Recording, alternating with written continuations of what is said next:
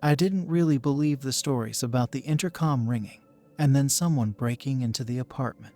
But my aunt's story shook my disbelief. My aunt, my father's cousin Najda, is a thoroughgoing materialist. She doesn't believe in anything otherworldly, believes that every phenomenon has a physical or chemical explanation.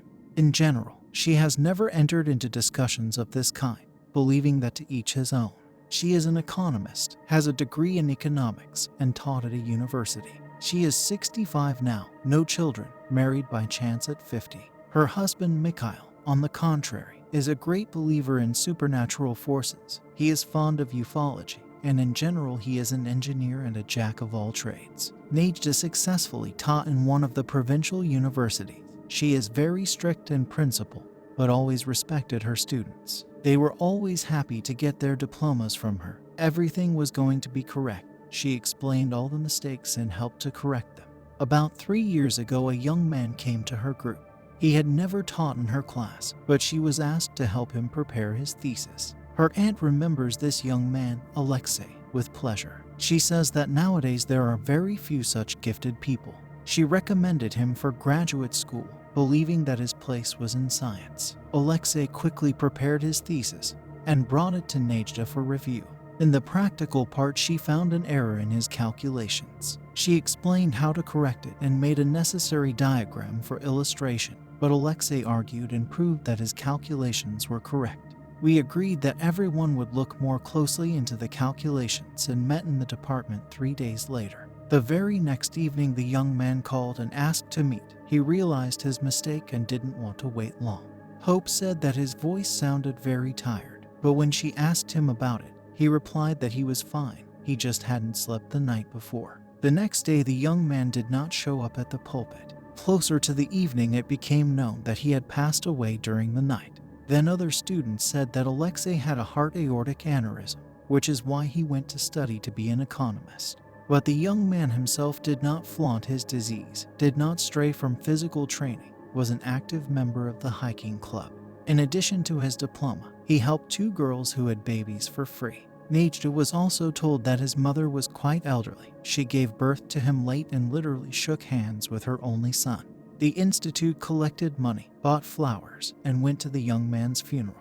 My aunt also went. There was an unpleasant incident at the funeral. Alexei's mother, for some unknown reason, chose Najda as the last one. She almost jumped on her with her fists and shouted that she was to blame for Alyosha's death. Her aunt did not understand anything at all. She had met Alexei when she was assigned to supervise his thesis. They had no conflicts. Auntie really liked the guy. It is unclear why his mother decided so. Hope wrote the incident off as a huge motherly grief, but it didn't turn out that way. Alexei's mother began to pursue her. She came both to the institute and home, wrote statements to the police demanding to exhume her son and punish Najda. The aunt appealed to the rector. Conversations were held with the boy's mother, and then she asked the police to protect her from the woman's attacks. Everything ended with the fact that the distraught mother tried to dig up her son's grave in broad daylight, for which she was forcibly sent to therapy. A year later, my aunt's husband had a disaster. He had an accident, after which his legs became paralyzed and Uncle Misha sat in a wheelchair. His son Dima lives in one of the capital's bedroom communities. He married his neighbor and they converted 2 apartments into one 5-room apartment. After consulting with his wife, his son decided that there was no reason for Michael and Najda to live far away from them and suggested the following option. They would sell their apartments and buy one next door to the children. Dima's wife's grandmother lives with the children. She is a very cool woman. She is 94 years old, and every morning she puts on makeup, smokes thin cigarettes with a mouthpiece, and gladly scolds the government and babysits her great-grandchildren.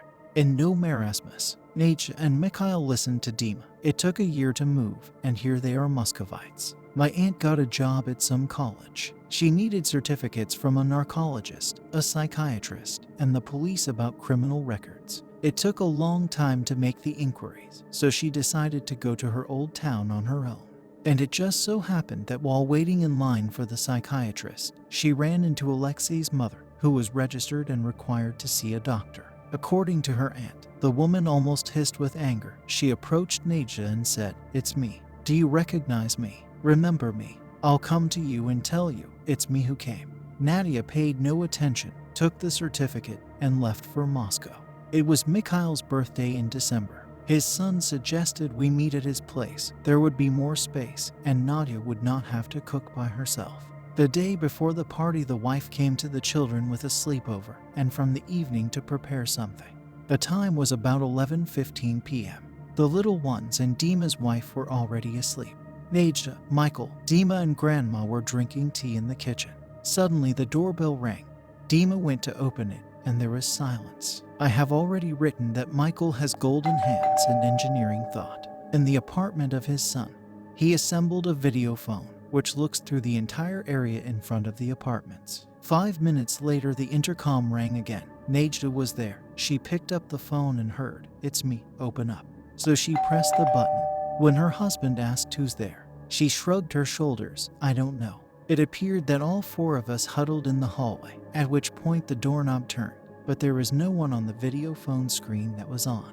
Then there was banging and scratching at the door. People stood there like they were frozen. Then Grandma decided to open the door and deal with the jokers, but Michael wouldn't let her. The knob jerked once more, a couple of knocks, and that was it. Silence again. They then watched the tape several times, but there was nothing there, no knocks or images. But after all, 4 grown, sober people can't go crazy at the same time. The next day they told us the story and showed us the tape. I had no reason not to believe them. The only question I had was, if it was something otherworldly, what was it that prevented us from going through the door? As I was going home and looked at the door, I answered my own question. A few years ago, we went to Israel to visit holy places, and in Bethlehem I bought 2 crucifixes, I think of olive wood, and at the prompting of our guide I put them on the myrrh stone in the temple of the Holy Sepulchre in Jerusalem. I gave 1 crucifix to Michael, which he was unspeakably happy about.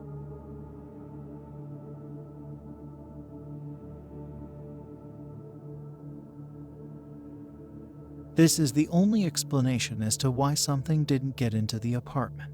But how did it know that Nejda was there? Did it come to visit and they didn't open it there? In general, there are more questions than answers. In a telephone conversation with a friend, Nejda learned that Alexei's mother had committed suicide that very day.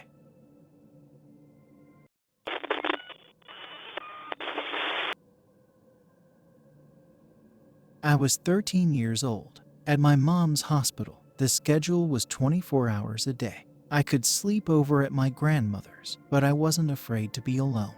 Besides, we had a cat, and I didn't want to leave him alone all night. And it was summer, vacations, friends. Grandma went to bed early, and here was a chance to ask my mom to go for a walk until 10. It was about 10 at night. I came back from the street, called my mom, said I was home, everything was okay. Mom also asked if I was going to be scared. The thing is, it was Friday, the 13th. When I was a kid, they always associated something mystical with it and told tall tales. I said I wasn't scared, I'm not a little girl. Something along those lines. And I added that I might have guests tonight. My mom isn't superstitious, but she doesn't like that kind of joke. She told me not to say anything stupid, wished me good night, and we said goodbye. I took a long time before I went to bed. Fed the cat, bathed, watched TV. I went to bed before midnight, but I couldn't sleep. Suddenly, I hear the key turn in the lock of the front door. It is quite a distinct sound. 3 times. I jump up to turn on the light. I thought for some reason my mother had come home from work. In the same second I realized that I had talked to her a couple of hours ago. She would have told me, and she never came back in the middle of the night. Next thought, thieves. And then I hear footsteps in the apartment. The footsteps of bare feet on the bare floor. And I understand that there are no thieves. There was carpeting on the floor in the corridor, and the door was not opened or closed. The key was turned, and then those footsteps. It all went through my mind in a second. I took my hand off the switch, went back to bed, and covered myself almost headfirst. A kind of indescribable horror took me. I lay there, listening. These footsteps went into the kitchen. Suddenly the music came out. First the hiss of the radio, and then a chanson played. And I hear the footsteps again. But they are walking down the corridor to my room. They are walking down the hallway to my room. The corridor is long, but not that long. I could walk 10 times. I cannot move from fear. I listen and still understand the sound. A drop.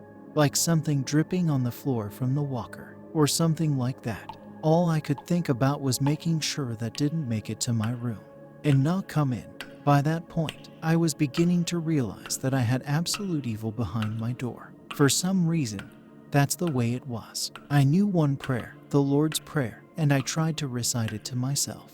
But every word was difficult. Everything was confused in my head. My footsteps stopped at the door. Out of the corner of my eye, I saw my cat, his fur standing on end. The music had stopped. It was quiet. I kept on and on reciting the prayer. I woke up in the morning. I didn't remember how I fell asleep. I remembered the events of the night, and I couldn't believe it. I knew I wasn't dreaming, but the reality of what had happened was also hard to believe. I didn't leave the room until my mother came in. She came right in and saw me and asked what was wrong with me. I told her everything. My mother believed me. We went into the kitchen and I saw that the boombox wasn't even plugged in.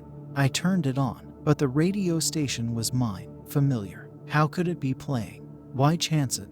Why did those footsteps take so long to walk to my door? Why the sound of bare feet on a bare floor if it wasn't a bare floor? And what was dripping? And how did I hear both the music and those footsteps at the same time? What were the special effects with the turning of the key? And what was that all about? Many years later, when I was in college, my friend and her boyfriend and I started talking about mysticism. I told them the story, and my friend's boyfriend got all excited. He started asking me for details and if there were people with powers in my family. I told him no, I didn't know about any. He explained to us that it was like some kind of initiation, that it was just the right age, that I had to be prepared for it. If one of my relatives had explained it all to me, I didn't share his enthusiasm. I don't remember exactly what he was saying. Maybe I misunderstood. I just joked that my musical taste didn't match up with this and we changed the subject.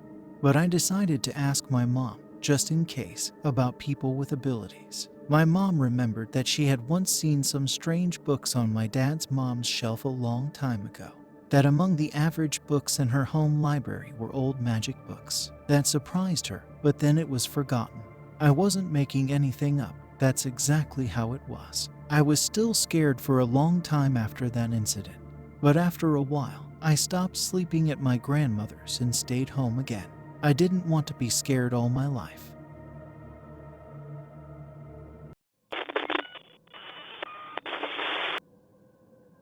I'm a regular guy. I'm 27. I graduated, served my military service, work. I lead a quiet and ordinary life. I was already ashamed to live with my parents, so I decided to rent an apartment. I was looking for an apartment closer to my workplace because I like my job and plan to keep it till the last moment, though it takes a lot of my physical resources and gives me a weekly rest day. I quickly found one option, a one-bedroom in a newly built high-rise on the top floor. Repair, of course, made hastily and cheap materials. Of home appliances all the most necessary for life. Well, the most important thing to me was to bring my body in the shower after work and then on the bed. The landlady was a pleasant middle-aged woman. No questioning of me, no checks. Live and get high. Moved in, added some furniture for myself. I washed and cleaned everything, bought groceries and was happy as a kid. The first time everything was fine. The windows of the apartment overlook the forest and the field. The area is quiet. The house is half occupied. There are 4 apartments on the floor, and 3 of them are empty. That is, I'm alone on the floor. Yes, and it's cool, the peace and quiet. I lived happily for a month, and one night something happened. It was a Monday. I came home from work, washed, ate, made lunch for work tomorrow, watched the news and began to fall asleep. One eye is already asleep, and then I hear a sound coming from the iron front door. It sounded like someone was picking the keyhole with a match. I jump up and quietly tiptoe over to the peephole. Without turning on the light and holding my breath, I looked through the peephole. No one.